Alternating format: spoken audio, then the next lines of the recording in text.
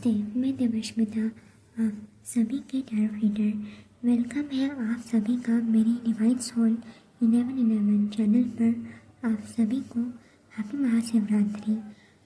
आप आज के दिन भगवान को खुश करना चाहते हैं तो कुछ कपड़े या कुछ पैसे लेके गरीबों की मदद करें।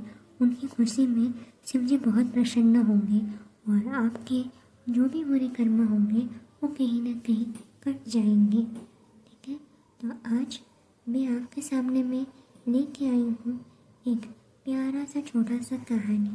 आज कोई रीडिंग नहीं होगी, टाइमलेस रीडिंग नहीं होगी। आज मैं आपके सामने में एक शिवरात्रि के बेसिस पे कहानी लेके आई हूँ।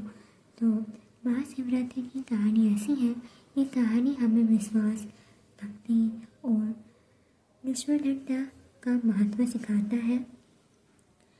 ये कहानी ऐसी है, बहुत प्यारी है। ठीक है, सुबह खिली धूप थी, आसमान साफ था और हल्की हवा बह रही थी। पार्क में लगे बड़े बरगद के पेड़ के नीचे बच्चे का एक समूह इकट्ठा था और अपनी बकबक और हंसी से माहौल को खुशनुमा बना रहा था। उन्होंने देखा कि पड़ोस के कथावाचक दादाजी पास के मंदिर में शिवलिंग पर जल चढ़ा रहे थे। जैसे ही वे मंदिर के बाहर आए, सभी बच्चे चिल्ला उठे, दादाजी, हमें कोई कहानी सुनाओ दादाजी।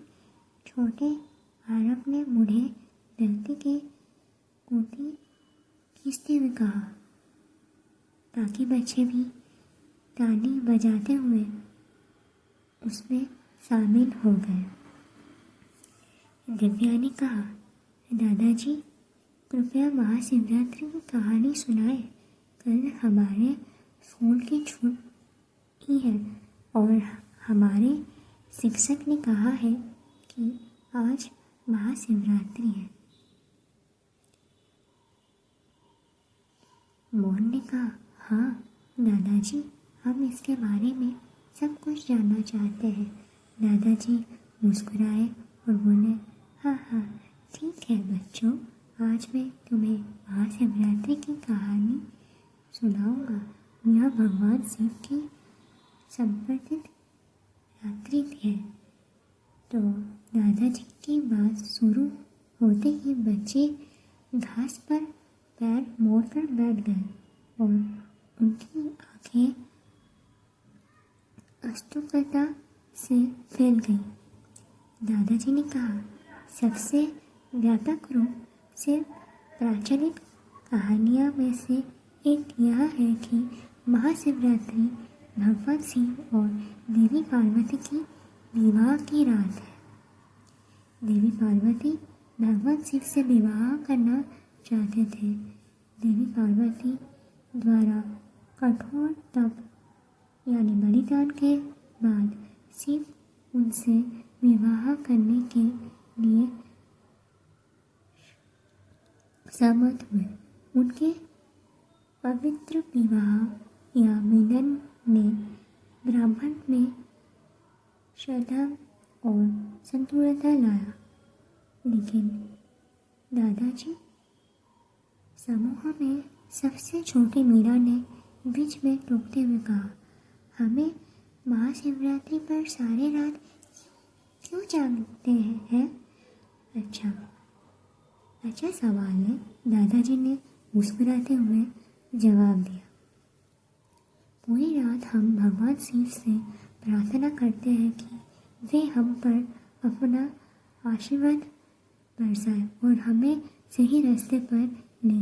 यहाँ यह भी माना जाता है कि इस विशेष रात की भगवान शिव ने अपना स्वर्गीय नृत्य तांडव किया था, जो जीवन चक्र का प्रतिनिधित्व करता है।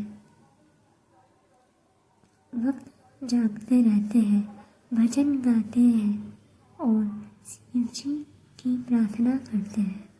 बच्चे ने ध्यानपूर्वक सुनते हुए सिर हिलाया। दादाजी ने आगे कहा, एक और कहानी भी है। क्या आप समुद्र मंथन के बारे में जानते हैं? बच्चों ने सिर हिलाकर और अधिक जानने की इच्छा व्यक्त की। दादाजी ने बताया, समुद्र मंथन के दौरान हलाहल नामक एक घातक विषय निकला जो दुनिया की नष्ट कर सकता था। देवता और दानव भयभीत हो गए और मदद के लिए भगवान शिव के पास पहुँचे। ब्राह्मण के प्रति अपने प्रेम के कारण शिव ने विष पी लिया, लेकिन उसे अपने गले में रोक लिया, जिसके कारण उनका गला नीला हो गया। इसीलिए हम उन्हें नीलकंठ कहते हैं, जिसका गला नीला है। महाशिवरात्रि भगवान शिव द्वारा किए गए त्याग और करुणा के इस महान कार्य का भी उत्सव है। वहाँ आरव ने कहा, शिव जी कितने बहादुर हैं। दादाजी ने कहा, वास्तव में वह ऐसा ही है। महाशिवरात्रि हमें आस्था, भक्ति और विश्वसनीयता का महत्व सिखाते हैं।